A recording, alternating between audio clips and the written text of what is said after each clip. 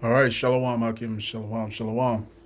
This is your brother Zakaria Allah, branched out here in Williamsport, Pennsylvania. Come with another lesson through the Spirit. Lord willing, this be edifying to the Lord's elect. And before I get started with this lesson, I want to give all praise, honor, and glory unto Yahweh, Bahashem, Yahweh Shai, Bahashem, Wakaha Kodash. Double honors unto the apostles and the elders of Great Millstone, who rule well and who teach well. Shalom to the Akim out there that's pushing the truth, that's laboring in the word, and that's pushing the gospel of the great kingdom that's soon to come. Shalom to the Akwath that's listening in, that's remaining true to the faith and remaining faithful and submissive to their husbands and guiding their children. And shalom to the hopeful elect of the 12 tribes that scattered abroad throughout the four corners of the earth. To you Israelite foreigners out there who live among the heathen and who look like those heathen nations, but your lineage goes back to the progenitors of the 12 tribes of the nation of Israel through the line of your fathers. I want to say peace and blessings to you all. Barakatham. All right, so we are most certainly in the time of Esau's decline. Okay, and that third woe is right around the corner, man. All right, it's right around the corner. So the question is, if we can clearly see that third world war is on its way, you know what I'm saying? And how close is the MARK? How close are we to the mark of the BEAST written of in Revelation chapter 13, verse 16? You see what I'm saying? Because all things are predicated on prophecy. Okay? And prophecy has to play in this respective order. Right? That's why Yahweh Shai said what he said in Matthew. Let's get this real quick.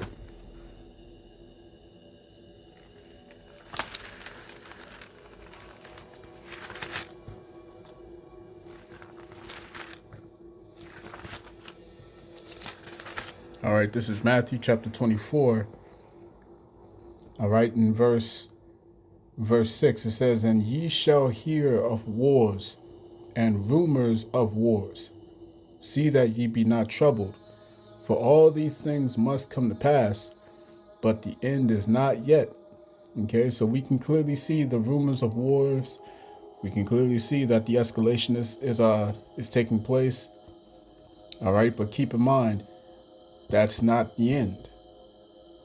Okay, that's not the end. Something has to happen before this thing reaches its conclusion. All right, something very important has to happen before this goes down, and that's that mark. Okay, the hour of temptation. The hour of temptation is when everyone is going to be presented with a solution to a massive problem, a grave problem that's going to claim a lot of lives. A lot of lives. Okay? The beast system, as the scriptures call it. You know what I'm saying? This is the system of the beast, man. Okay? And this is what people are about to be faced with.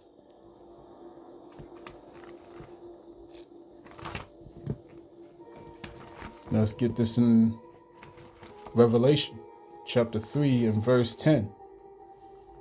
It says, "Because thou hast kept the word of my patience, I also will keep thee from the hour of temptation, which shall come upon all the world to try them that dwell upon the earth." You know what I'm saying? But nevertheless, even though we can see, all right, we can see that the digital system is being implemented. You know what I'm saying? All the executive orders are signed, everything is in place. You know what I'm saying? All right, and you know these warlocks. You know what I'm saying? In the form of tech billionaires. You know what I'm saying? All right, they're in position to fix this or to set this thing in place. You know what I'm saying? They're positioned to get this thing up and running. All right. So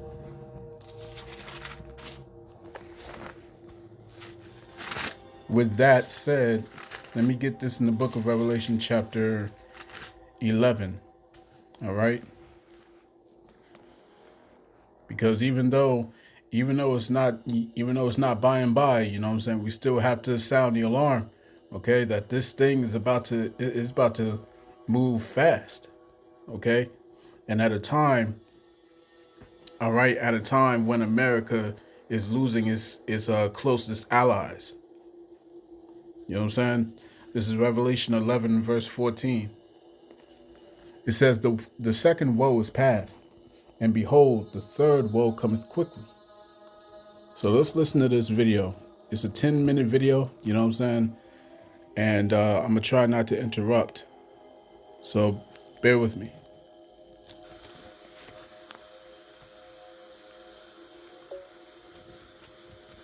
Good evening. 2,300 kilometers.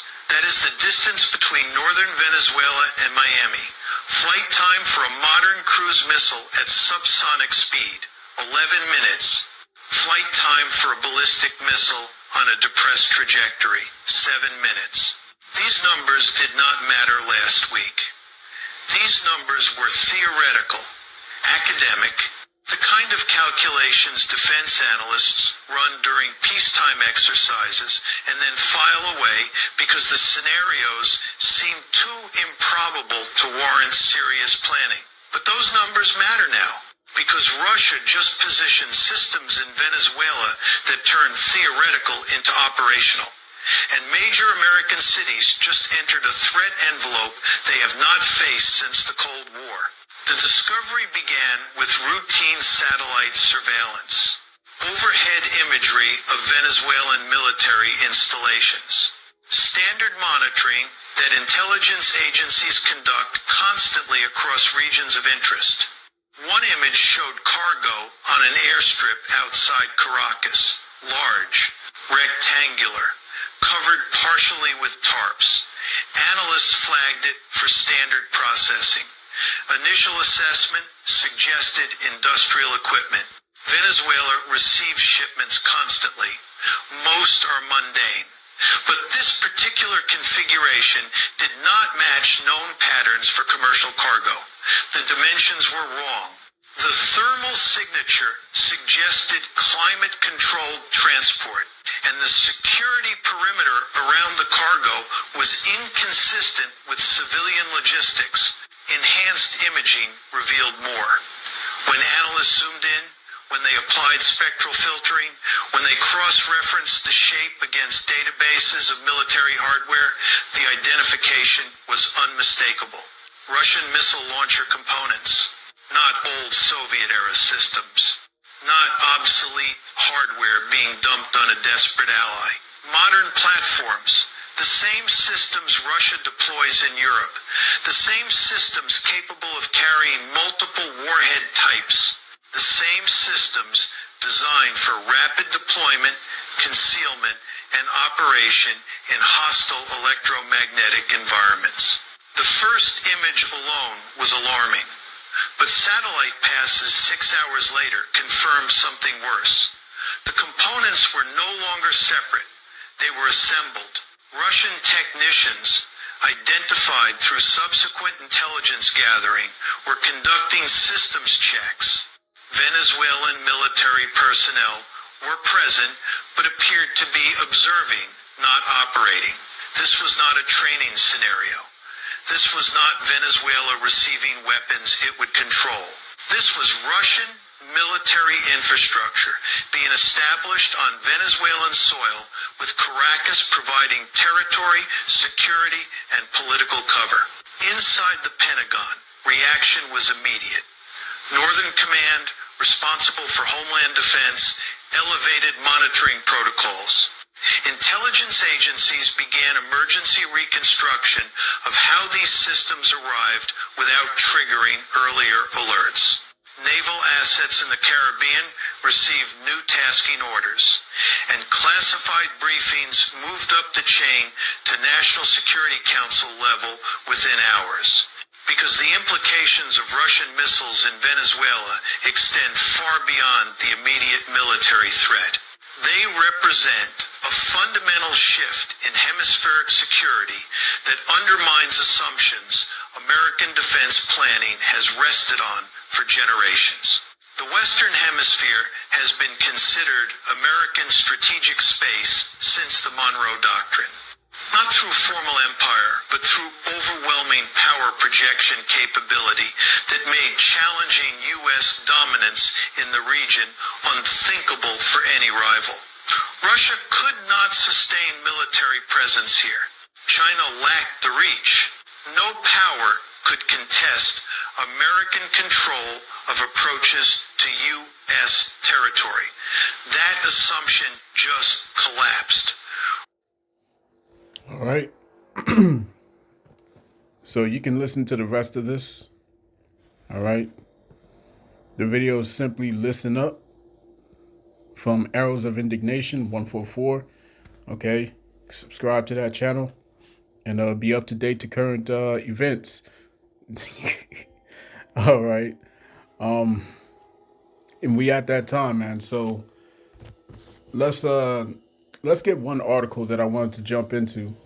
All right. Because like I said, this is at a time where America is losing their allies. You know what I'm saying? And nobody's going to be in their corner when this thing pops off. All right, so check this out. Bear with me. All right. So this article comes from End Time Headlines. All right, and it says NATO chief warns we must prepare for scale of war our grandparents endured. Okay? This is going to be the war that ends all wars. Okay? This is going to be the one that ends all wars. The final conflict. You know what I'm saying? And this is what we, the prophets, beginning with our apostles, bishops, and elders on down, have been prophesying of, have been hastening the day for. You see what I'm saying? And we know that that's not going to come about until there's a massive shakeup in the world concerning the economy, concerning the geopolitics, all right, concerning domestic chaos, okay? And all of that is going to lead into the fulfillment of this last world war, all right? So it says NATO Secretary General Mark Rutte has issued a stark warning to Western allies, urging them to wake up to what he believes is an escalating and unavoidable security threat from Russia. All right. Speaking at a security conference in Berlin, Rutte cautioned that Europe may be facing the possibility of a conflict on the scale of war our grandparents and great-grandparents endured. His remarks reflect a growing concern that many NATO members have become complacent, understanding the severity of the moment. Underestimating the severity of the moment and the intentions of Vladimir Putin's regime. Okay. He warned that Russia could target NATO directly within the next 5 years. Okay, if member nations fail to strengthen their military readiness. Okay, and within 5 years could be anything. It could mean anything. You see what I'm saying? It could be within the next 5 days. It could be within the next 5 months, 5 weeks. You know what I'm saying?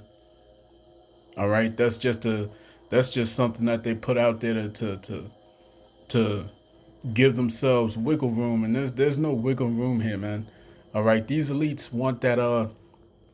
They want this thing complete by 2030. They want this thing completed by 2030. They want their new world. They want everybody, on this hive mind mainframe run by AI. They want it all done by 2030. They want all this land to be taken under their control. Okay, take away everybody's rights to to defend themselves. You know what I'm saying? The list goes on and on. They want it all done by 2030. You see what I'm saying? They're looking to rise up from the ashes, you know what I'm saying, of this chaos that they're producing, you know what I'm saying, on the left hand side so that they can rule. All right? So it says, he pointed to Russia's sustained aggression in Ukraine as evidence that Moscow has both the capability and desire to expand its influence through force. The war has already shattered long-held assumptions about European stability and underscored the unpredictable nature of the current global environment. Okay? And, you know, diminishing trust in the United States is a part of that. Okay? It says recent Russian military actions, including large-scale drone and missile attacks, have raised threat levels across Eastern Europe, prompting several NATO allies to increase air patrols and remain on heightened alert. Okay, and a lot of people don't understand the history behind NATO and Russia. You know what I'm saying? Given the fact that NATO had violated its own agreement that they made with Russia to not expand further towards the east. You see? So let me get this in the book of Joel chapter 3, excuse me. Joel chapter 3 and verse 9. It says, proclaim ye this among the Gentiles. Prepare war. Wake up the mighty men. Let all the men of war draw near. Let them come up. Beat your plowshares into swords and your pruning hooks into spears. Let the weak say, I am strong. Assemble yourselves and come, all ye heathen, and gather yourselves together round about. Thither cause thy mighty ones to come down, O Lord. Okay? Let the heathen be awakened. Let the heathen be wakened. What did he say? He said,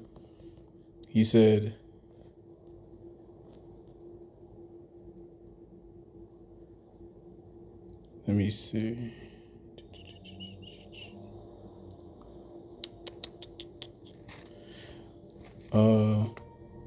It says NATO Security General Mark Rutte has issued a stark warning to Western allies, urging them to wake up to what he believes is an escalating and unavoidable security threat from Russia. Wake up. You know what I'm saying? Again, assemble yourselves and come, all ye heathen, and gather yourselves round about. Thither cause thy mighty ones to come down, O Lord. Let the heathen be wakened and come up to the valley of Jehoshaphat, for there will I sit to judge all the heathen round about. You know what I'm saying? That's the same thing that's the same thing that's written of in the book of Isaiah chapter 34. Right?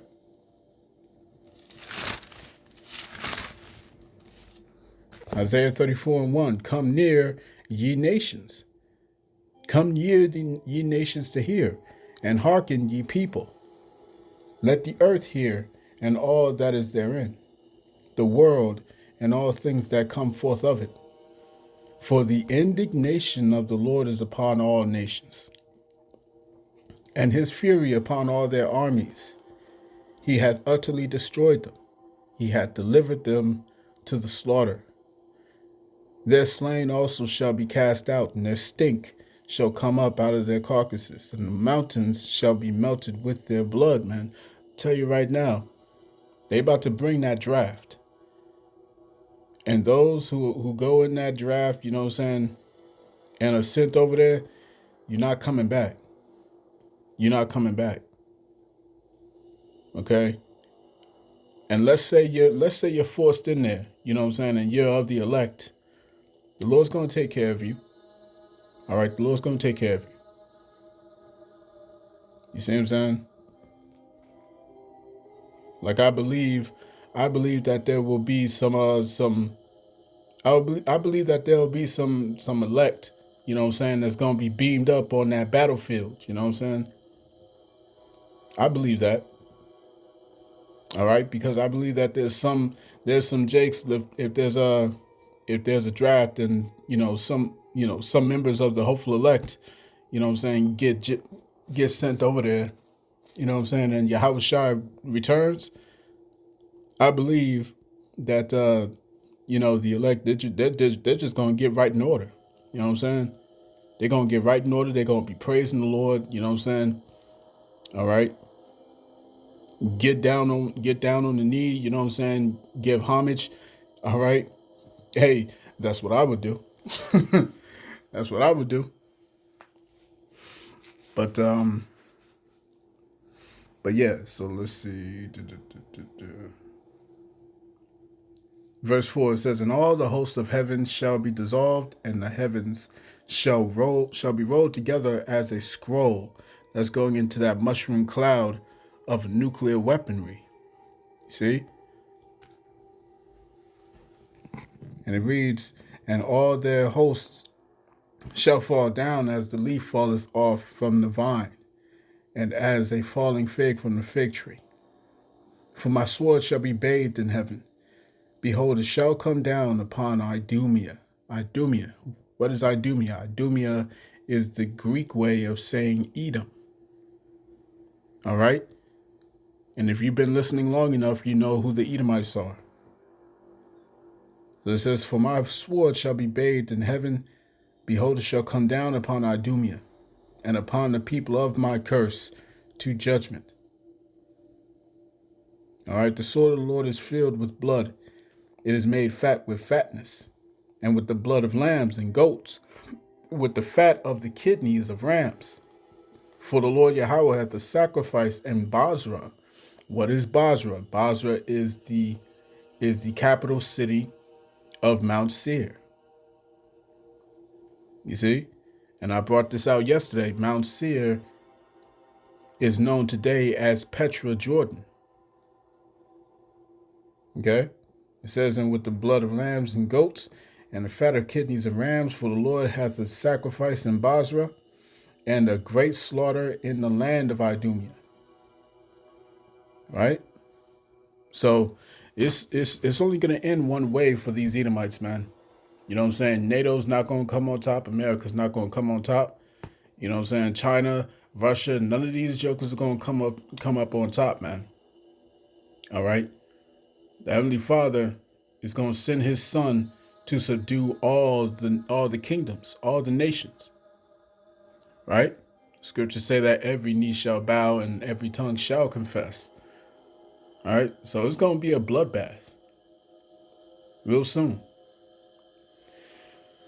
As a matter of fact, let me see if I can go back to the video and let's just finish it out. All right. So bear with me.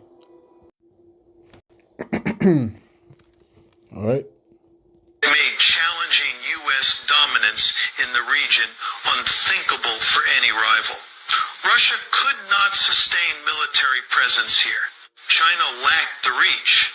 No power could contest American control of approaches to U.S. territory. That assumption just collapsed. Russia demonstrated it can move strategic systems into the hemisphere, can position them, can protect them through Venezuelan sovereign cover, and can threaten American cities from distances that compress warning time to minutes. From Moscow's perspective, this move is symmetrical response. Russia sees U.S. missile systems in Poland and Romania, sees NATO infrastructure expanding toward Russian borders, sees weapons flowing to Ukraine that strike Russian territory, and Russia concludes that if the United States can position threats near Russian homeland, Russia can position threats near American homeland. This is not aggression, this is balancing. This is what great powers do when they feel encircled. They find pressure points. They create vulnerabilities in the adversary's security architecture. They force the adversary to experience the same strategic anxiety they themselves feel. But from Washington's perspective, Russian presence in Venezuela looks destabilizing. It looks like Moscow exporting confrontation into a region that should remain stable. It looks like Russia taking advantage of Venezuelan economic collapse to establish military foothold that threatens American security. And when both sides see the same action through opposite lenses, when both believe they act defensively while the other acts offensively, the conditions for crisis intensify. Venezuela's motivations are equally clear. The Maduro government faces sustained pressure from Washington, economic sanctions, diplomatic isolation, support for opposition forces. Maduro needs protection, and Russia offers something the United States cannot tolerate easily: a military presence that makes regime change operations exponentially more dangerous. Because now, any action against Maduro risks confrontation with Russian forces. Any strike on Venezuelan government facilities risks hitting Russian personnel. Any escalation in Venezuela risks triggering responses from Moscow that could spiral beyond the hemisphere. This is strategic insurance for Maduro. Russian missiles are not just weapons, they are shields. They are guarantees that Washington must think carefully before pressuring Caracas too hard. Right? So clearly, all right, clearly this is they're being a shield, all right? A shield to these other nations. And that's in the scriptures, man. Ezekiel chapter 38 and verse 7. Okay, this is speaking on Gog. As a matter of fact, let me hit verse 1 first and read on down a little bit. Then I'll jump back to 7. All right, so Ezekiel chapter 38, let's start at verse 1. It says, "And the word of the Lord came unto me, saying, Son of man, set thy face against Gog, the land of Magog, the chief prince of Meshech and Tubal, and prophesy against him." Okay? So when you go into that word for chief prince in the Hebrew is Ra'ash Shar. All right, Ra'ash meaning chief. Okay, chief going into the first or going into the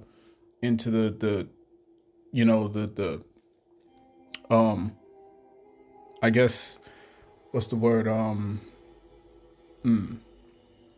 can't think of the word, but in any case, it's going into chief or the first. You know what I'm saying?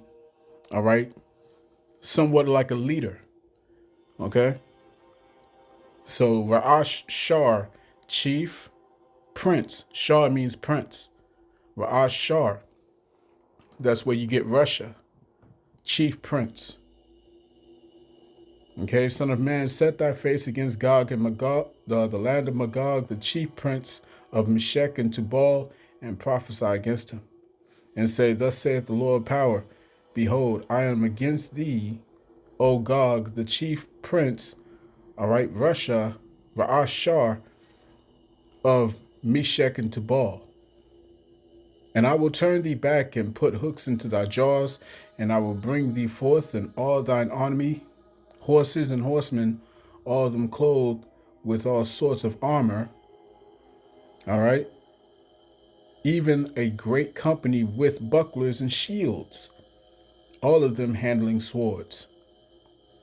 Okay. Let me just read on through. Verse 5, Persia. Okay, Persia, that's where you get Iran. Persia, Ethiopia, and Libya with them, all of them with shields and helmet. Gomer and all his bands, the house of Togarmah, that's going into the Turkish. All right, that's Turkey. The house of Togarmah of the north quarters, and all his bands, and many people with thee. Be thou prepared, and prepare for thyself, thou and all thy company that are assembled unto thee, and be thou a guard unto them. The people are going to watch what goes down with America. They're gonna watch what goes on in Venezuela, okay? Because Venezuela exports all this oil to Russia and China. All right. Well, they do dealings with Russia, but I know that they import, all right, billions of dollars worth of oil to China. Okay, that's Venezuela. All right. So the world is watching what's going down with Venezuela. If Trump ends up backing down because of this strategic move, if Trump ends up doing that, then that means that the whole world is going to see how much of a chump, all right, how much of a chump America is. Okay? America has lost its power. America has lost its respect. Okay? America has lost the fear of the nations. You see what I'm saying? America has lost that. They're known now as simply bullies.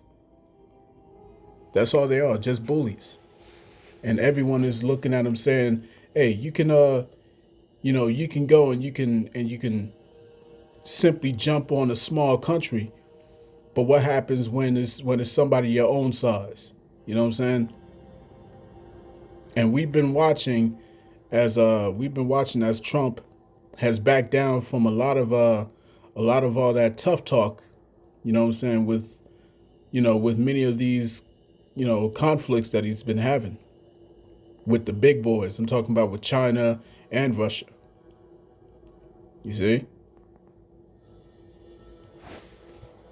So again, be thou prepared and prepare for thyself, thou and all thy company that are assembled unto thee, and be thou a guard unto them. Right? This is Isaiah chapter 14.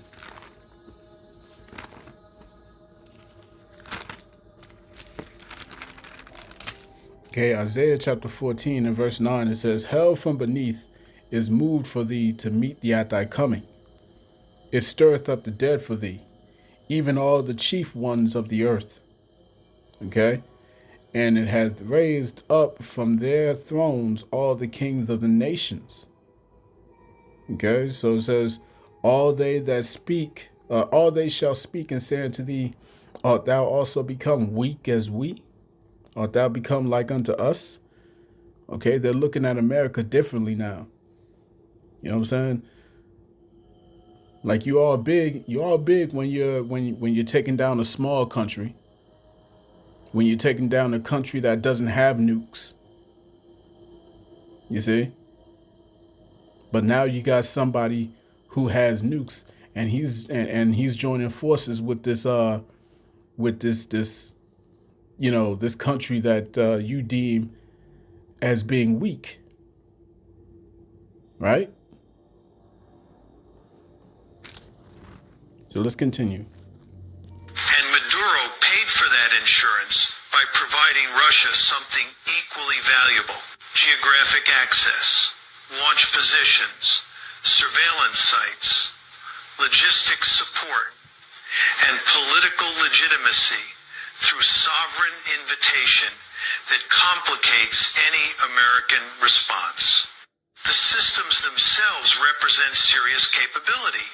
Intelligence assessments suggest Russia deployed Caliber cruise missiles, possibly Iskander-M ballistic systems. Caliber can fly low, evade radar, and strike targets over 1,500 kilometers distant.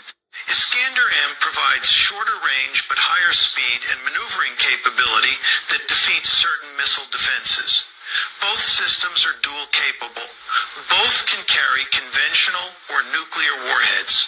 And that dual capability creates the most dangerous ambiguity. Because in crisis, when these systems activate, American early warning cannot determine warhead type until impact. And that uncertainty compresses decision-making to impossible timescales.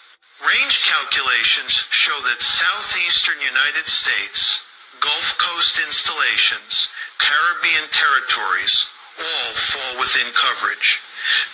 And you gotta think about that. All right, you got to think about the mental constraints and the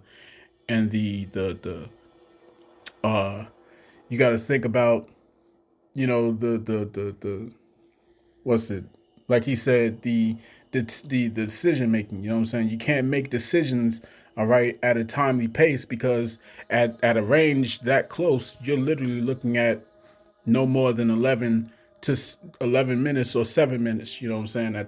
At the most. You know what I'm saying? So if you got that window of a choice to make, you literally can't make a choice within 5 minutes. Because by the time you get word that this thing is going to reach you, you've already lost a minute. You know what I'm saying? Then you got to get the word up to the other branches. You got to get the word to the president and all that stuff, and you still got 2 minutes. You only got 2 minutes left. You know what I'm saying? There's no way for you to make a decision that quick. There's no way. All right, let's say if you got all this stuff going on, okay, the president can't get to Air Force One faster than 2 minutes. You see? So yeah, I guess that's pretty much it, man. You know what I'm saying? That's the whole point. All right. So let me see.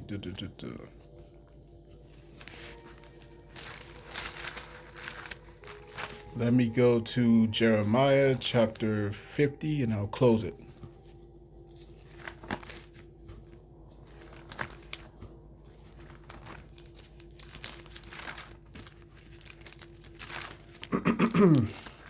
Excuse me. Jeremiah chapter 50. Let's go to verse 14. All right. Jeremiah 50 and 14.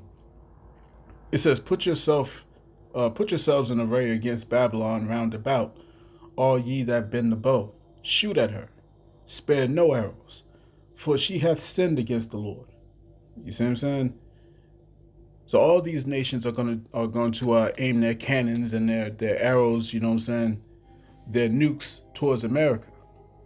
You know?